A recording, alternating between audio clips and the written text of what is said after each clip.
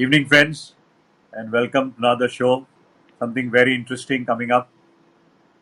It's how our lifestyle can change and how we can reverse diseases. Commonly told in the past was, you are what you eat and you are what you think.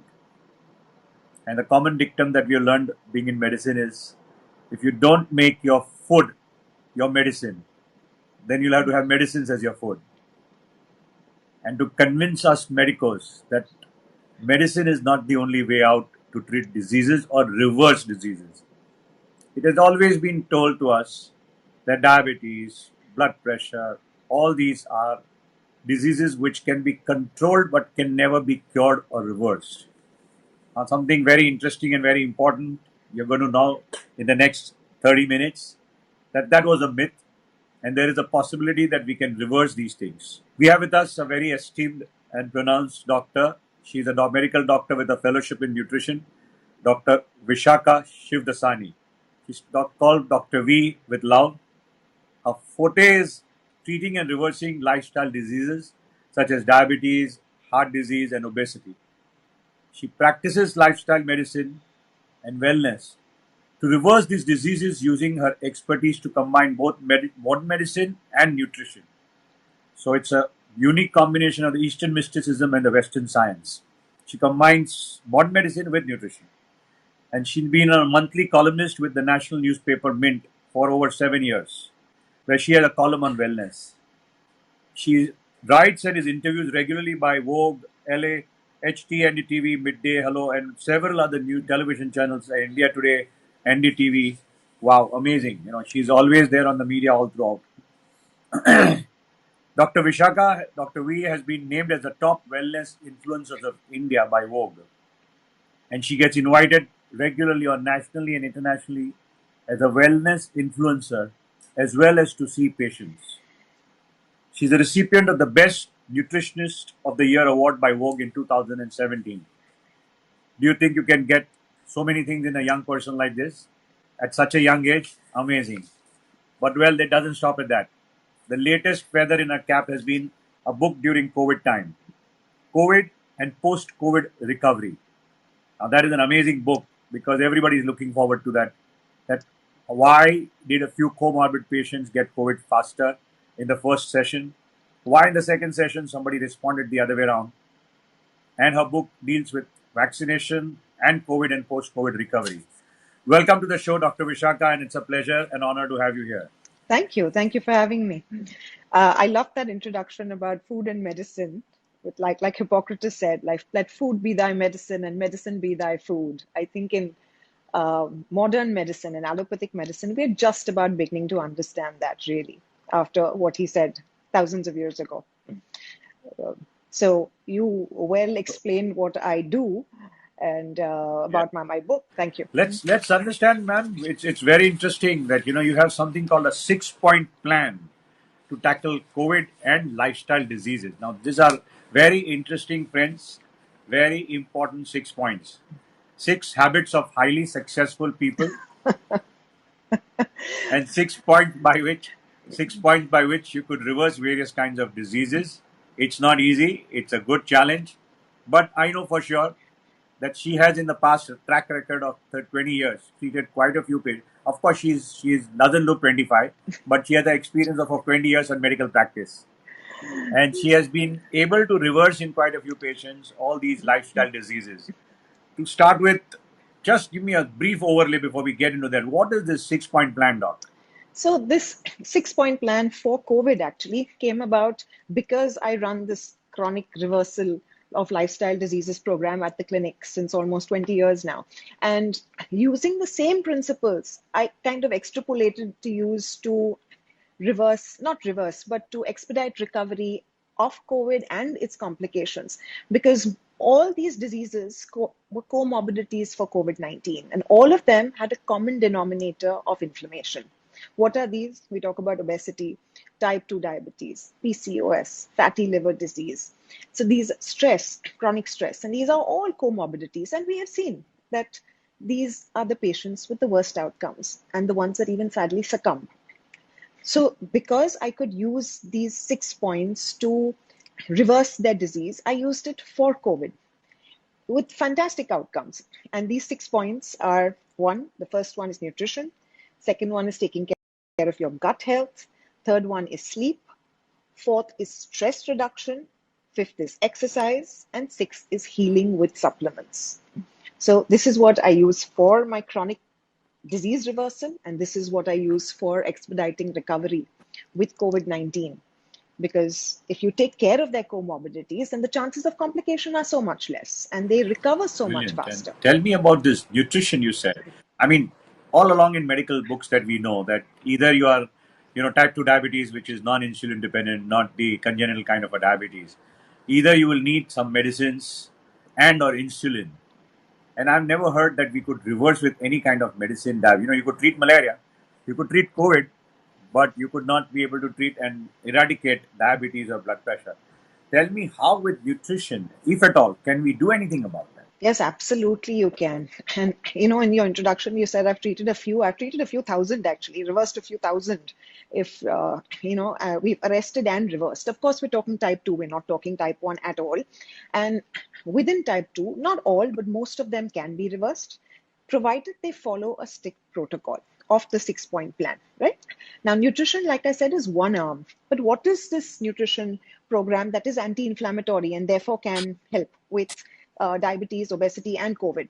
It's a diet that is, lo and behold, high in good quality fat. So I tell all my patients, don't fear your fat. Just eat your good fat. Now, if you're going to eat the rancid fat, the seed oil, the vegetable oils, you've got all the reason in the world to be worried, because that is what is going to cause a problem. But if you're eating the good quality fat, if you're eating fat that comes from ghee, from avocado, from olive oil, from mustard oil, those are anti-inflammatory, and those are actually good for you. So don't. So I love that Second answer one when you is said eat. you have ghee. You know how it is. We good Jews love ghee. Said you can have ghee. Yes. Well, Indians, I think, love ghee, and our ancestors have been telling us that ghee is, good for you, and it is good for you. But the problem, even with ghee, is if you're frying something and then you use that same oil or same ghee to refry, then that oil becomes rancid. Then that ghee or that oil becomes pro-inflammatory. So you need to know that you can't refry something, because then you're releasing those free radicals, Wow, that's very which very cause a interesting problem. point. Doc, you So be gave a careful very of the interesting kind. point very subtly. When we eat outside from feriwalas or whatever, they all the outside food is being refried and refried and refried. Oh, I see. That's how it is more Yes. dangerous. So,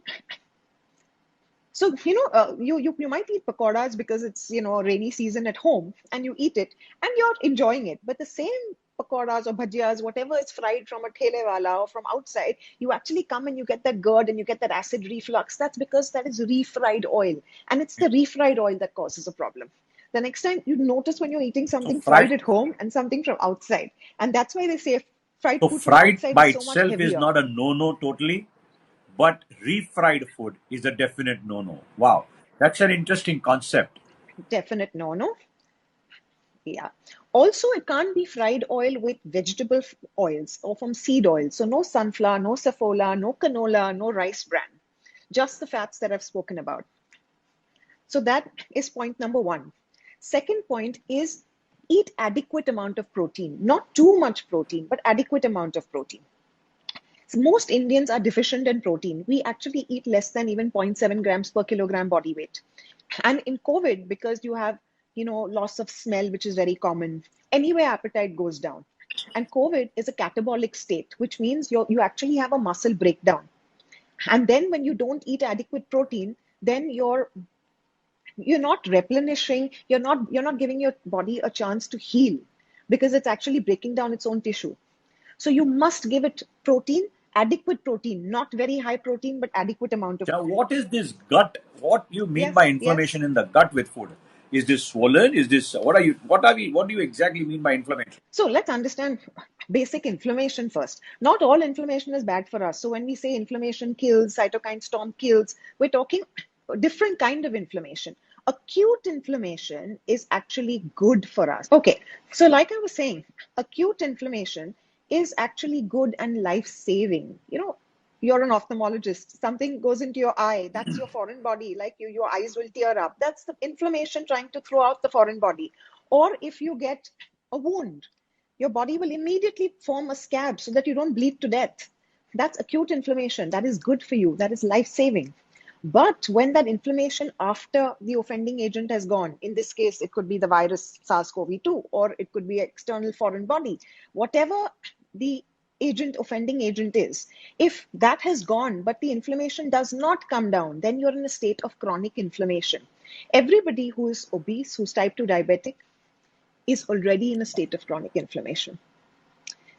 The problem with chronic inflammation is you can't see it. It's internal, it's visceral.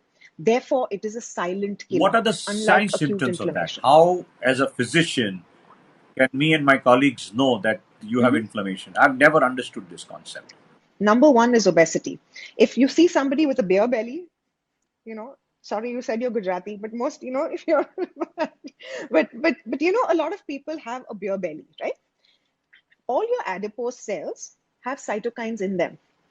So also in COVID-19, we know it's a cytokine storm that kills. Now, when you're obese, you already have extra cytokines because your adipose cells have cytokines that they're releasing. Then your body is fighting both the COVID infection, releasing cytokine, and it's already got cytokines in its adipose cells, right? So it's double whammy for it, which is why that's a comorbidity for anyone obese. Anyone who's type 2 diabetic, not anybody, most type 2 diabetics are overweight, unlike someone who's type 1 who is actually anorexic, like really thin. So central obesity, which is your visceral fat, is a sign of chronic inflammation, most visible sign of chronic inflammation. With your markers, of course, you can do an HSCRP to figure out, you can do a CRP to figure out, HSCRP specific for cardiac, those kind of markers. But if you look at a person, you will know that this person is a state of chronic inflammation if he is overweight. If he's got gut issues, to answer your gut question, if there's chronic belching, burping, bloating, indigestion issues, chances are he's in a state of chronic inflammation. Interesting point, what you're saying, So, that any of these signs are the signs of inflammation, because that was never understood. Because there's no, bowel movements are okay. People complain they don't have any colics in the, or any abdominal pain, no nausea, no vomiting. But burping, excessive reflux of acid, uh, abdominal fat. most autoimmune conditions stem from the gut, whether it is type 2 diabetes, rheumatoid arthritis, psoriasis. Actually, if you take a detailed history, most patients will tell you that they've got a gut issue. That's because the gut lining is actually loose then, and the food particles move from the intestine into other parts of the body. And that causes an inflammatory reaction. And that causes chronic inflammation. And depending on the part of the body it attacks, You you mentioned get the something very autoimmune interesting. You condition. said type 2 diabetes is an autoimmune disease. Whoa, whoa, Immune whoa, condition. whoa, whoa. Yes, Now yes, that of is course. something very interesting what you're saying. It's an autoimmune disorder. No, I'm It's not very, something very I'm saying. It's important. They're very, scientifically very proved nice. now. Why am I repeating? Because this should get very clearly into people's mind. Because the only thing we are aware of is SLE, rheumatoid, and all kinds of other autoimmune disorders that we have. In COVID-19 specifically, we see so many patients who come after, people who are in remission with, say, psoriasis, arthritis, and they suddenly come with flare ups. And after 2 months, 3 months, what we call long haulers, and they'll suddenly say, we can't stop itching.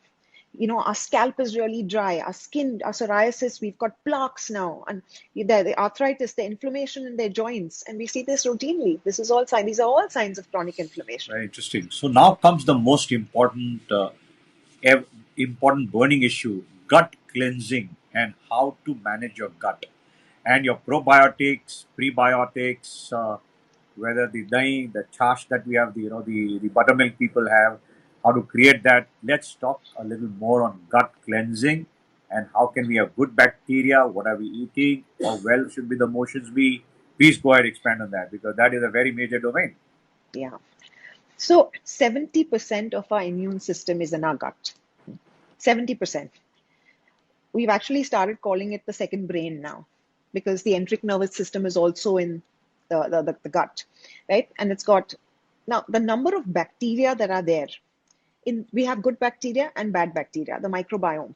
They're actually 100 times more bacteria than cells in our body, than the human cells. So we're actually more bacteria than we are human beings, because it starts from, the oral cavity and goes down up to from where we excrete our ionial canal. So that's the entire area of the microbiome.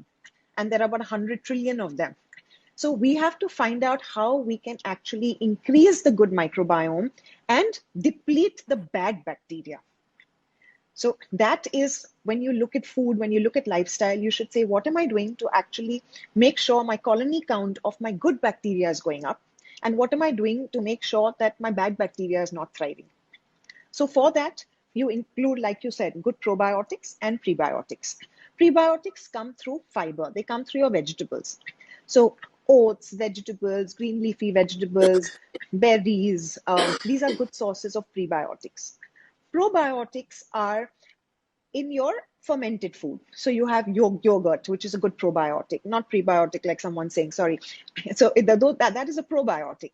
So whether it is your Indian pickle, whether it is your chas, dahi, then, this is your common Indian probiotic food. Then, of course, you have sauerkraut and miso, but those are not commonly eaten here. In conditions like COVID-19, I tell all my patients, it's a good idea to supplement with a supplement. Take a probiotic supplement. It's okay to replenish with your ghee, with your chas and with your dahi and with your pickle, but not many people can tolerate pickle. So it's a good idea to take.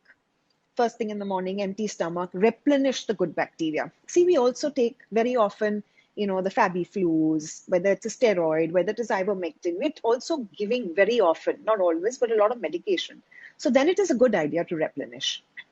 Also because appetite is low during COVID, most people lose weight. So therefore I prefer supplementation during an illness. If somebody is asking non-COVID, you don't need to supplement. You can just have, prebiotics, probiotics. Also, you need to diminish your sugar content, because sugar is a very inflammatory food. That's, of course, part of the third thing when you come to carbs, you talk. But sugar will always cause inflammation in the gut. That's one thing. And your good fats, your omega-3s, will decrease the inflammation. So Now, that is with very respect important to to also sugar, have very in your gut. important. Sugar, refined sugar that we have, Mm-hmm. and you can have a stevia, or you could have sugar-free and or Jaggery, the Indian Jaggery, or honey, Mm-hmm. Yeah. coconut sugar. What Mm-hmm. is your opinion on that? Yes, refined sugar, we all agree that it is not a great idea, but we need to have. It's a No, terrible refined idea. sugar is a terrible Totally idea. avoidable. On. Yeah. Terrible idea. Yeah. Yeah. So anything that comes out of a tin, can, bottle that is refined, in COVID specifically, has no room, should not be in your kitchen at all, because those are all pro-inflammatory foods. They will increase your CRP, which means they will increase your inflammation, basically. So you should completely stay off anything that is processed if you've got COVID. If you've got diabetes, then whether you have jaggery or coconut sugar or honey, the effect on the blood sugar is the same. So they should all be out of bounds. Those patients need to use a sugar substitute like stevia, Splenda, erythritol, monk fruit. I am not a fan of stevia, because stevia also causes dysbiosis. So while it does not increase your blood sugar, it actually changes the balance between your good and the bad bacteria. So it proliferates the bad bacteria. So, if we on one hand say 70% of the immune system is in the gut, we can't be giving foods that, see, ultimately you're looking at the body as a whole. You can't say I'm taking care of somebody's blood sugar, but not taking care of someone's gut. You have to take care of the person in totality.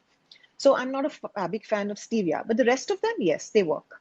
And if you don't have a chronic metabolic condition, if you're not metabolically dysfunctional, don't have any of these diseases, then of course you can take your coconut sugar, or you can take your honey or maple syrup. Agave, I don't like. These are things with very high glycemic index, will cause insulin resistance, will cause diabetes going forward. If not diabetes, at least insulin resistance. And in the young girls, PCOS. So in the young girls, I definitely don't give. From menarche to menopause, which is half the age group, half the lifespan of a woman, I say, if you have insulin resistance, stay off Very all of interesting. these. Absolutely fascinating. That so, and then if all white things, so salt and sugar. So what about salt then? Well, I don't think salt is that bad, actually. And now there is lots and lots of theory on that. So if you are uncontrolled hypertensive, then yes. But even if you're slightly elevated, a slightly high hypertension, if you've got, There's nothing wrong in taking your salt in your regular khana. Just don't take extra table salt. Salt on your salad or pickle, papad, those kind of things should be avoided. Else it's okay, absolutely okay. It's actually the sugar that causes even high blood pressure. There's a whole book called Salt Fix on it, written on it, which is a bestseller. It's a fantastic book, and I Say think the name everyone again, should read ma'am. it. The Salt Friends, very Fix. interesting point that how sugar could be responsible for your blood pressure also, minus the salt. Yes, yes. It talks about how the kidney retains water, holds on to it, and therefore there is an electrolyte imbalance, and that takes your blood pressure up. I've said it, just You also bottom line, mentioned some but things there's very a whole subtly that if you science to it, keep obviously. taking sugar, it's a question of time before you'll develop type 2 diabetes. Almost No, not type insulin 2 resistant. diabetes, but insulin resistance. Now, yeah. So now, if you have insulin resistance, you're anyway pre-diabetic, frankly. And it is a comorbidity for most things, including COVID-19. So insulin resistance is, and pre-diabetic state is now what they're calling type 3 Okay, diabetes. insulin. Now let's come to this insulin resistance. The fad of intermittent fasting and just no stimulus for insulin release during in the body during that fasting time. That can change the whole level. Would you like to expand a little on intermittent fasting and insulin resistance and pre-diabetic insulin hyperinsulinism? So I actually am a proponent of intermittent fasting. There are lots and lots of studies now that show intermittent fasting can do you a world of good. And that goes way beyond PCOS and insulin resistance. So, whether it's preventing Alzheimer's, whether it is, I don't give it to people who have COVID, obviously, because I'll explain to you why later. But otherwise, if you don't eat, there is no surge of glucose, there is no surge of blood sugar, which means there is no surge of insulin, right? So if you're going to be on a baseline insulin, baseline sugar, you are going to also burn the visceral fat. Now, if you are going to exercise in that fasted state, you are going to burn the visceral fat much faster. This has to be done clearly under guidance because not everyone can work out on a fasted state. So, there's a protocol to it. But if you do that, and then if you break your fast in a particular way, a lot of people break their fast they say we've not eaten for 16 hours, now we can eat all the carb in the world. Absolutely incorrect, because then your insulin and blood sugar goes from there to there. There's a sudden spike. You have to break it with protein and some amount of good fat. Nothing controls blood sugar as much as fat does, not even protein. So if you have some amount of nuts, seeds, olives, anything of that sort, that will control blood sugar much more than plain protein will. If you're having, say, eggs, make sure you're having it with the yellow because the fat lies in the yellow. So that's how you must break it. Then the next meal follow. You can have a carb meal. For some people who are pre-diabetic, there is a dawn phenomena, and their fasting blood sugar can actually increase.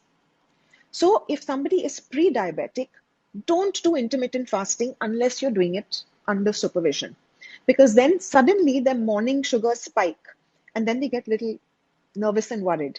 So you need to explain to these patients upfront earlier that this phenomena can happen, but this is the way we change it around. So you have to work according to a circadian rhythm. So whether you do a night intermittent fasting, there's the whole science to it. You can do a whole We won't conversation, leave 2 hour you. We will get conversation you back just on on that. IF. We will have a So whether session on you do a intermittent night fasting. fast,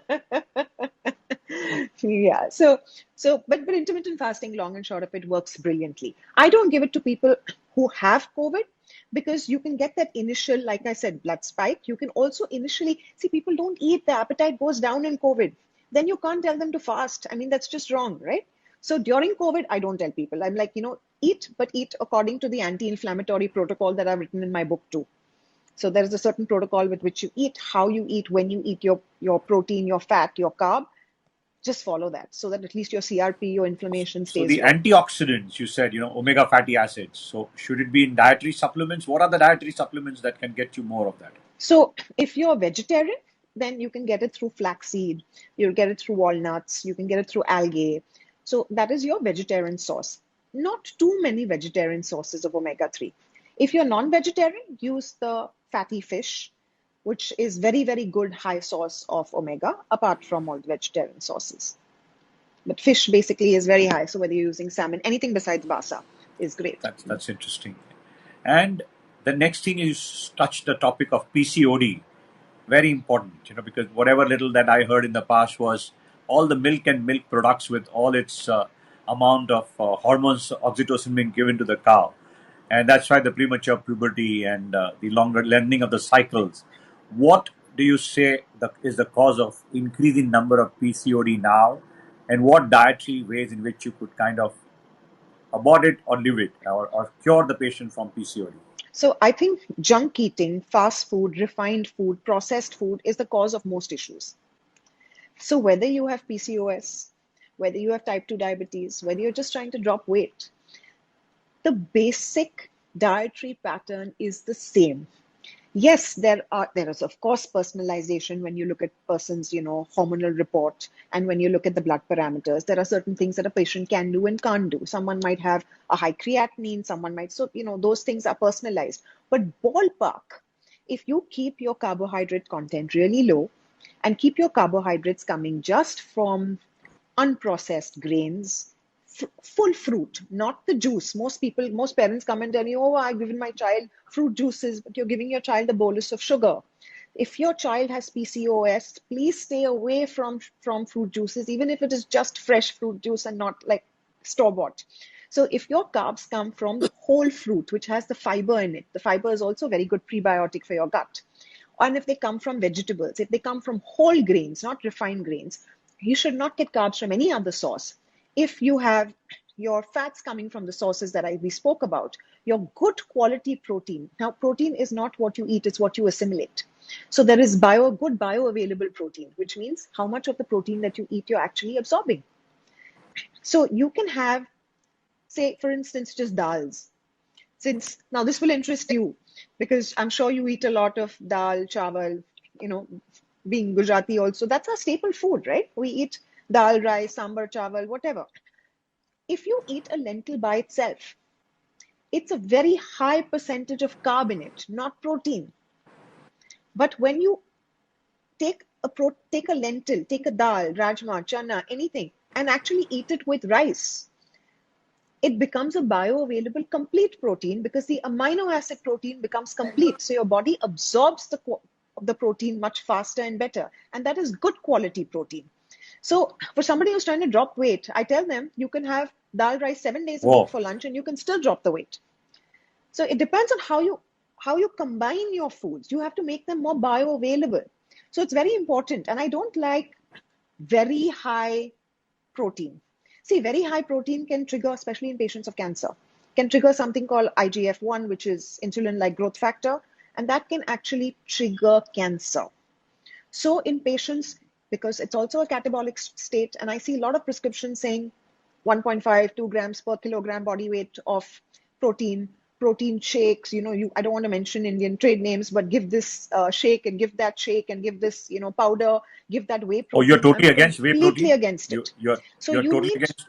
no, I'm not against whey protein. I'm totally against doing 1.5, 2 grams of kilogram of protein per kilogram body weight. If you're a weightlifter, if you're a bodybuilder, and if you're competitive sports, that's a different ballpark that we're talking about. But that's a very small percentage of people.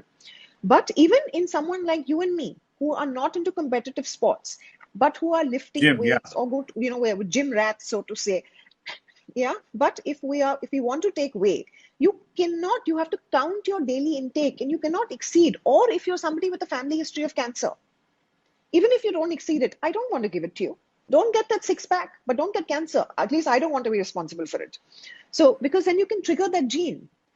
That is epigenetics. So genetics is something that, you can say, okay, my father is diabetic, my mother is diabetic, I've got, my mom has breast cancer, chances I'm going to get it. Epigenetics is what you do to your lifestyle to make sure you're not triggering off that gene. That is in your hands.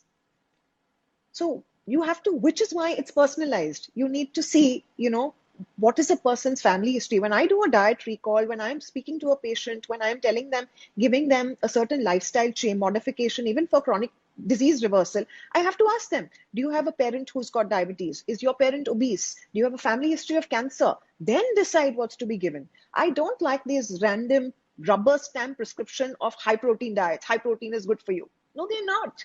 There are a lot of Very, caveats to very interesting. everything. You said rice, chawal, rajma chawal is a good combination. It's a healthy combination.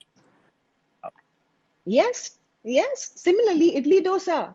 So it's actually what our ancestors ate because idli dosa is nothing but lentil and rice. Interesting. So that makes more sense that why is it more, it's absolutely a perfect combination of your carbs and your proteins, which is to be taken together. Yes. Yes. And that we have said this, one of the commonest thing which we found during the whole episode was depression during the COVID episode, and that is so rampant. Two things which might overlap each other is stress, depression, and sleep cycles. Would you like to expand on something on that? Rest. How important is rest in life? So, we think that our bodies, like, are when we sleep, our mind is also going to sleep. It's so far from the truth. When we only our physical body is sleeping, internally, it's like taking a broom and scavenging all the dirt and the muck that we have eaten in terms of processed food, in terms of plaque that causes, Alzheimer's. All that's being broomed out at night.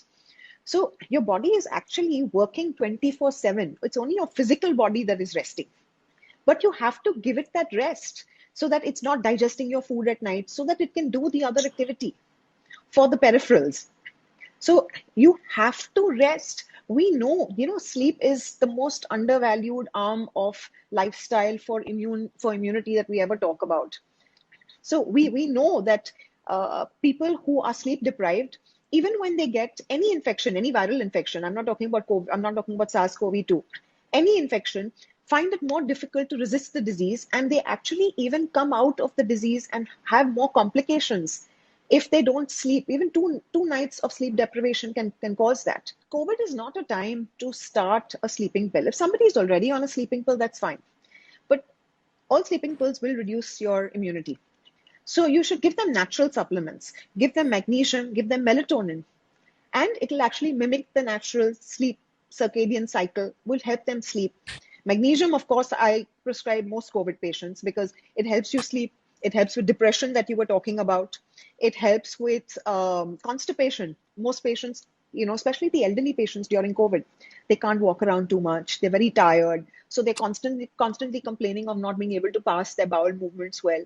So you give them magnesium, they're sleeping, they're happier because it produces, it's a mood elevator, right? So it does all of it. So why would I not prescribe a natural supplement that's performing jobs at multiple levels and taking care of people, providing anti-inflammatory effect? So you give them melatonin, you give them magnesium, it takes care of their mood. And magnesium is actually, I call it nature's tranquilizer. I take it most nights when I am stressed Oh, out. You take it brilliant. That and is you a pass very out. interesting point So, that you mentioned because magnesium is the least talked about substance, generally speaking. yeah, We've spoken about copper vessels, we've spoken about many other things, yes, but magnesium, as people realize gradually, is one of the best elixirs that we have yes, discovered. It's yeah, a mood elevator, increases your serotonin, yes, dopamine, and gives you the best release. So it releases and makes you absolutely more relaxed does. so that you can sleep well. Wow. As a sleeping pill, you take magnesium. Fantastic answer. That's a brilliant one. What Yeah, about yeah. interstitial fibrosis that people have? Legionnaire's disease or the pigeon's lung and fibromyalgia. These are autoimmune kind of thing. Is there some way in which diet can kind of help them reverse these? Not for ILD, not if it's far gone ILD. No. For fibromyalgia, yes. Not reverse, that can go into remission. I have had two patients who haven't complained in the last many, many years. So whether that's a cure or whether that's remission, we don't know, right? But lots of people can go into remission with fibromyalgia. See, there's no Correct. real known cause for fibromyalgia, but we do know that stress triggers it. We do know that people get nodes here, especially on the back, and they say we get like very stressed out and inflammation everywhere. So fibromyalgia is, you reduce the inflammation. Again, you give a lot of magnesium, you make them sleep well, you take care of their gut, you give them omega-3, and they respond very well. Knock off Knock off all all kinds their of sugars, sugars. Wow. all kind of sugars. No maple syrup, no honey, no coconut sugar, no agave, no nothing. Knock off all their sugars. But they're so happy with the results that they That don't miss their that's quite sugars. quite an interesting stuff. that knockoff sugars and a lot of these problems can get over. You have repeatedly said that sugar is something which is definitely harmful for people. It is a pro-inflammatory. It is an immunosuppressant. I mean, there's so many medical studies to tell Now, us talk a that little now. more on autophagy and using ketones as fuel for the brain. Harsh Kapadia is asking this question. And Suchitra is saying, is there a phenomenon called fasting hyperglycemia? Yeah, that's Yes. exactly the dawn effect that I Yes. spoke about. I think she missed that. Yeah, yeah. And the first thing, autophagy happens a lot with intermittent fasting, and that's one of the reasons I really like IF. Because when autophagy happens, it also increases your lifespan, it makes you look younger, it takes care of visceral fat, and all the chronic metabolic diseases you almost see disappear with autophagy. So, what is the second part of the Um, question? Autophagy and? Insulin, I guess. That was what I was trying to ask about. Yeah. Okay, fine. Then All rest, right. as you said, is a very, very important part of the whole criteria. That itself is the most important thing. And what are the other food which are mood elevators for serotonin, dopamine? The different form of anxiolytic substances which you could eat. So, milk has natural tryptophan in it, which will convert to serotonin. Turkey, nuts, lots of almonds, walnuts, they are very high in tryptophan, which ultimately convert into serotonin. And also, foods that are high in magnesium are the green leafy vegetables. They have the chelated form of magnesium, which is the good quality absorbable magnesium if you're vegetarian. If you're non-vegetarian, then most of the meats do have magnesium. And magnesium will convert into tryptophan, will convert into serotonin. So, Now, ma'am, we'll come to your book, that very popular book, HarperCollins, #3 bestseller in the country.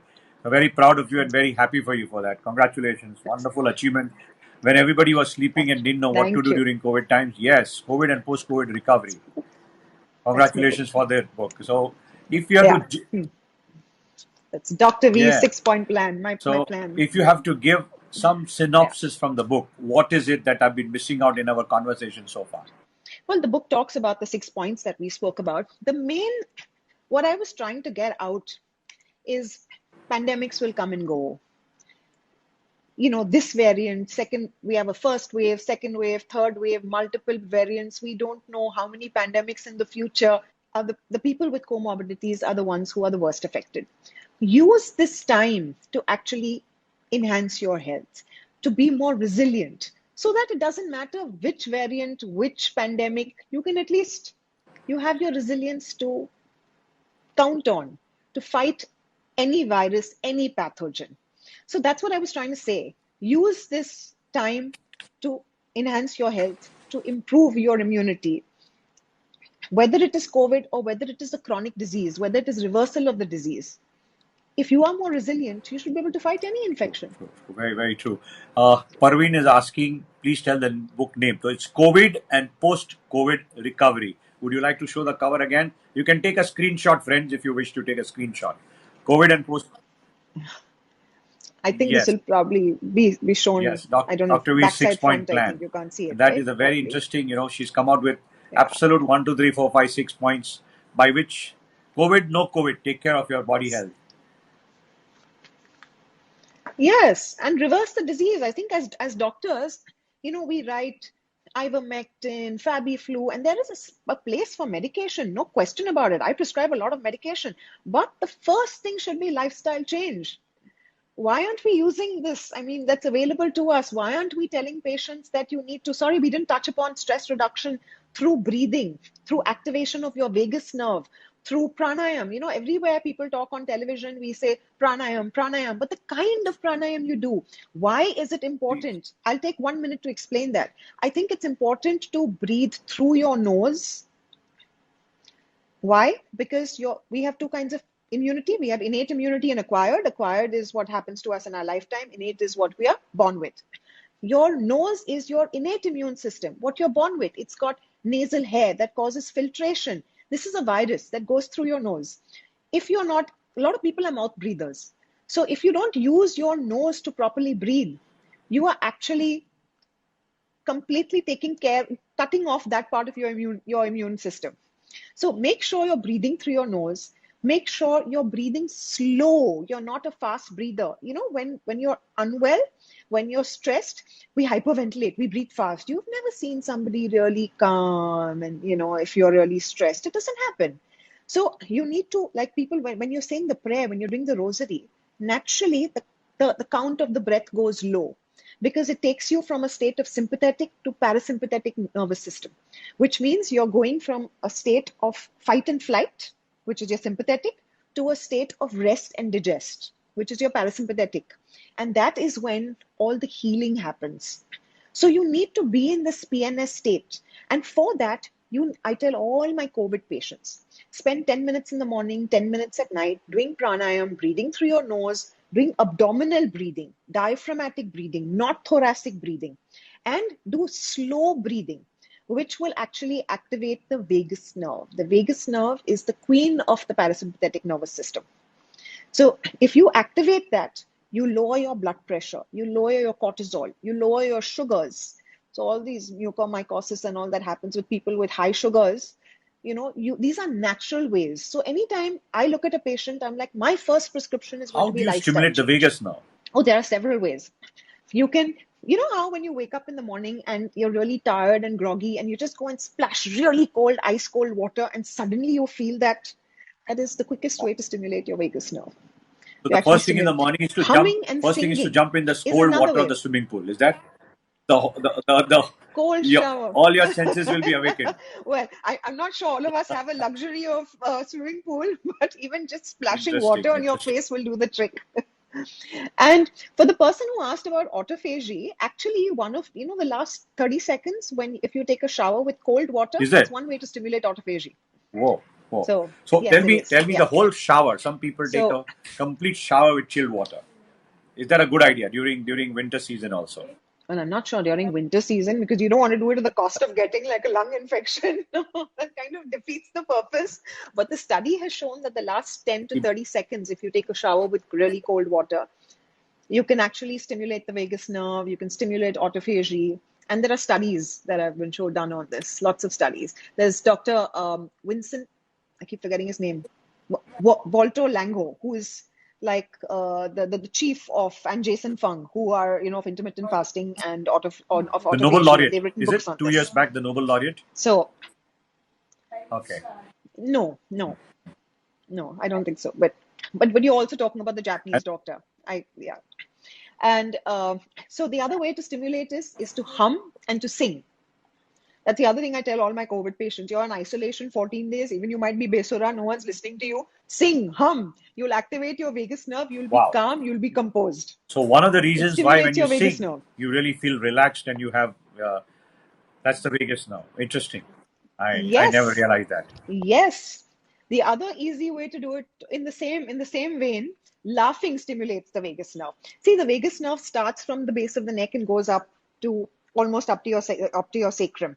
So when you hum, you activate this part. When you laugh, you activate the part that's in your chest. And But when you so you're eat also you actually stimulate the activating vagus different nerve. parts of your vagus nerve. Yeah, but depends on what you eat. Depends on what you eat. Okay. Yeah, yeah. So, and if you Yeah. exhale longer than you inhale, is also a quick way to Interesting. stimulate the vagus nerve. So, if you take in 3 or 5 breaths and you exhale to a count of 7, 10, whatever you're capable of, that stimulates the vagus nerve. I actually tell all my patients this: breathe through your nose, diaphragmatic breathing, slow breathing, inhale to whatever count. See, not everybody can inhale 10, exhale 20. You might be able to do 2 and breathe out 4. As long as your exhalation is longer than your inhalation, you're stimulating the vagus nerve, which means you're still in a parasympathetic drive. And that's really going to help your hormonal cascade. So you when you're pranayam, you're saying that breathe most of quite often you realize while jogging or something, people start breathing through their mouth. But the best breathing is through the nose.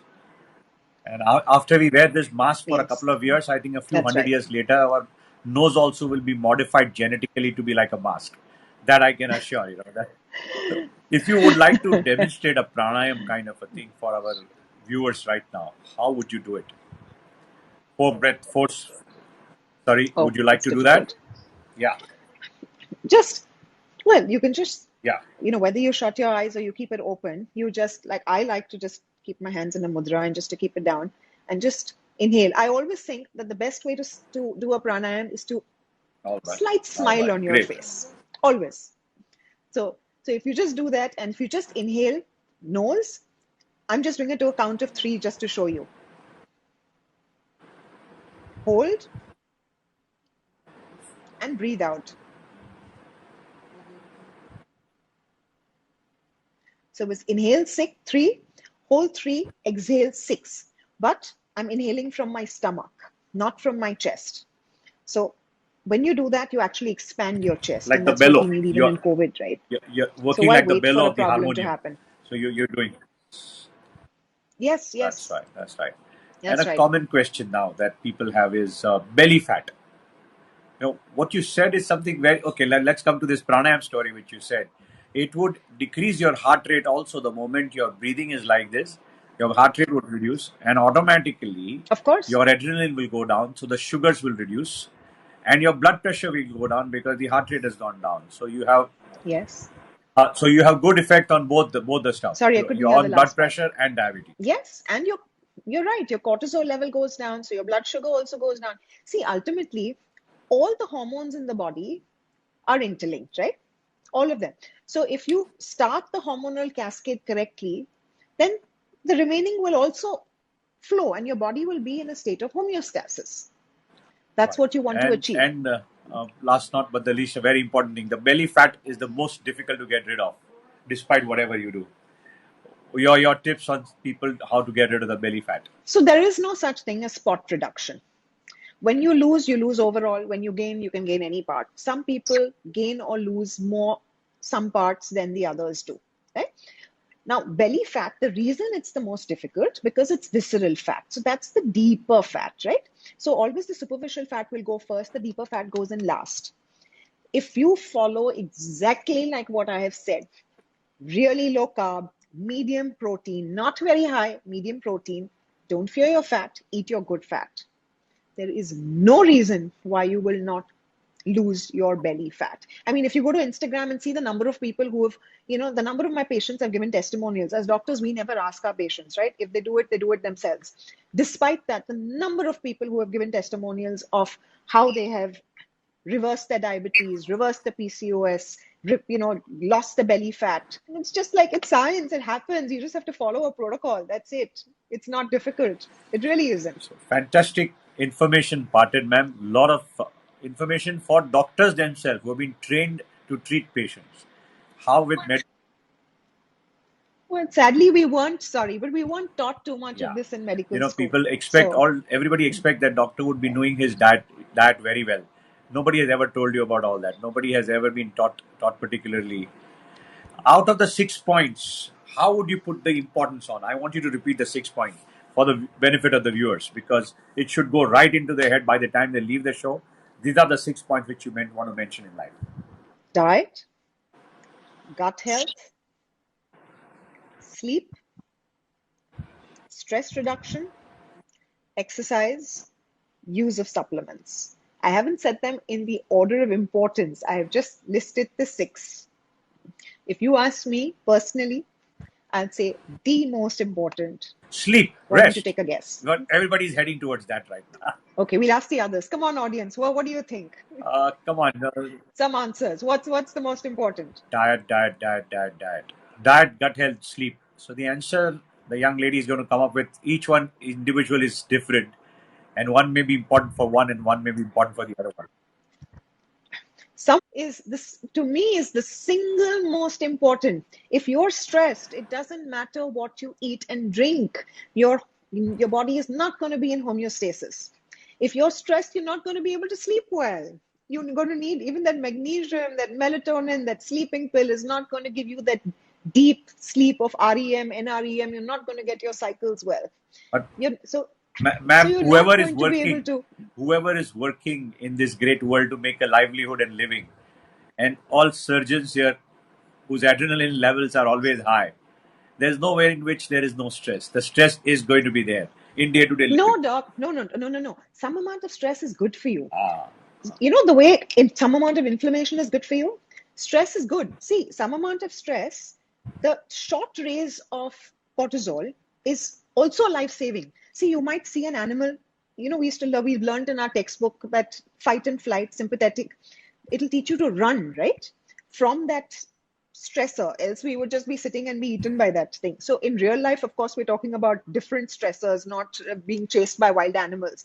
So some amount of stress is good. The problem is when it becomes chronic stress. That's when you get, so we're talking about chronic stress. So a weak mind can heal a strong body, cannot heal a strong body, but a strong mind can heal a weak body. So you need to take care of your stress first. Everything else will fall in place. And that's why the breathing technique, the pranayam is so important, because then even the sleep will happen if you're not chronically stressed. When we are chronically stressed, we also stress eat. People eat junk in the middle of the night. That actually activates what's called the endocannabinoid system in the body, which is all your hormones, your cortisol goes up, your blood sugar goes up. So that happens because of stress eating. I've gone through it during med school. All of us have been stress eaters at some point. So if you take care of the stress, everything else, chronic stress, I should have said chronic stress. Correct. And keep your smiling photograph in front of everyone so that you suddenly feel relaxed with that little big smile and on the face. So, Doc, brilliant endeavor to pass on the information post-COVID age and how we can de-learn, de-stress, reverse important diseases in life. It's not impossible. Just few small baby steps, and they should be there with you. And it doesn't ask for too much. You don't have to use steroids. You don't have to use antibiotics. You don't have to have any side effects with those. If at all, there is no side effect. It's way better than homeopathy. It definitely will work. It'll give you the right answers the way it is supposed to let you know. And it'll reverse some very important stage and it'll make you happy. It'll make you smile. It'll give you Yes. the best of dopamine, endorphins. Your adrenaline will go down. Serotonin. Melatonin and serotonin. So, Yes. yes, thanks so much for a wonderful conversation and sparing your valuable time away from the family up till the late night.